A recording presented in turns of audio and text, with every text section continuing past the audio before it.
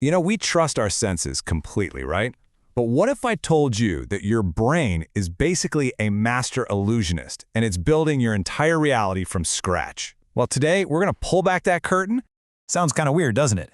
But I'm willing to bet you've actually experienced this. You see a picture and just, boom, a sound just automatically starts playing in your head. So, what in the world is going on there? Okay, look at this. If you've spent any time online, you can probably hear this image right now. That deep, rumbling thump. It's a perfect example of this huge gap between what our senses are gathering and the story our brain is telling us. And to understand how that happens, we got to start at the very beginning, with the raw data. So how does the outside world, all the sights, all the sounds, the smells, how does it actually make its way into our consciousness? Well, it all starts with a process that works just like the front door to your brain. This front door is called sensation. Think of it as your body's data collection phase. Your eyes, your ears, your nose, they're like these specialized microphones and cameras, just picking up all this raw, unfiltered information from the world. But that data, it's not useful, at least not yet. Right, because all that raw data needs to be translated. Your brain doesn't understand light waves or sound vibrations any more than you'd understand a language you've never heard before. It speaks only one language, neural signals. So this critical process of translating the outside world into brain speak is called transduction. And here are the translators. These are your sensory receptors. Every single one is a tiny, specialized expert. You've got rods and cones in your eyes for light, little hair cells in your ears for vibrations.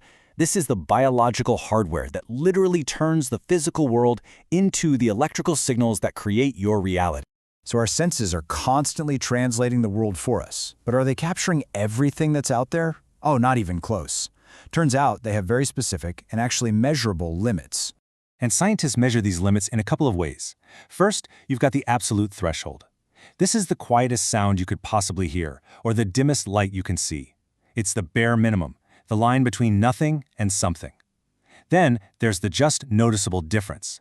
This one's all about change. Like, how much brighter does a light have to get before you actually realize it's changed? That's the J&D. Now, what is just wild here is how incredibly sensitive our absolute thresholds are. I mean, get this, a single candle flame from 30 miles away, or feeling a bee's wing fall on your cheek? These examples show our sensory systems are tuned to detect amazingly faint stimuli. We're practically superheroes. But yeah, only up to a point. And this, of course, brings us to a really popular, kind of spooky idea. What about stimuli that fall below that absolute threshold? This is the world of subliminal perception, and let me tell you, it is surrounded by myth and mystery. Probably the most famous story comes from the 1950s. A researcher claimed he flashed the messages "eat popcorn" and "drink Coca-Cola" on a movie screen way too fast for anyone to consciously see them. He said sales just skyrocketed. It was a media sensation. But there was just one tiny problem. He made the whole thing up. So what's the real story? Well, this gives us the actual picture. Subliminal just means the intensity of a stimulus is below our absolute threshold. That's it. It's not some hidden message with magical powers. It's just a signal that's too weak for our brain to consciously go, hey, wait a minute, I saw that. So let's be super clear here. A subliminal message cannot make you do something you don't already want to do. The whole mind control thing is just a myth. But science does show a subtle effect. These messages can prime you, sort of gently nudging your thoughts one way or another. But it's a nudge, not a shove. It's not going to override your free will. Okay, so our brain is letting in a ton of information, but it also has to ignore a whole lot just to keep us from being completely overwhelmed. Luckily, it has a built-in ignore button, and it uses two different methods to push it. These two ignore methods are sensory adaptation and habituation. Now, they sound pretty similar, but the difference is actually simple. One is biological, happening down in your sense organs, and the other is cognitive, happening up in your brain. Sensory adaptation is when your receptors get tired of a stimulus. Habituation is when your brain decides a stimulus just isn't important enough to listen to anymore. Here's the perfect example. You walk into a room, there's a loud ticking clock. At first, it's all you can hear, right? It's super annoying. But after a few minutes, it just kind of fades away. Your ears are still hearing it, but your brain is actively filtering it out. It's decided that information isn't important, so it just stops bugging you with it. That's habituation.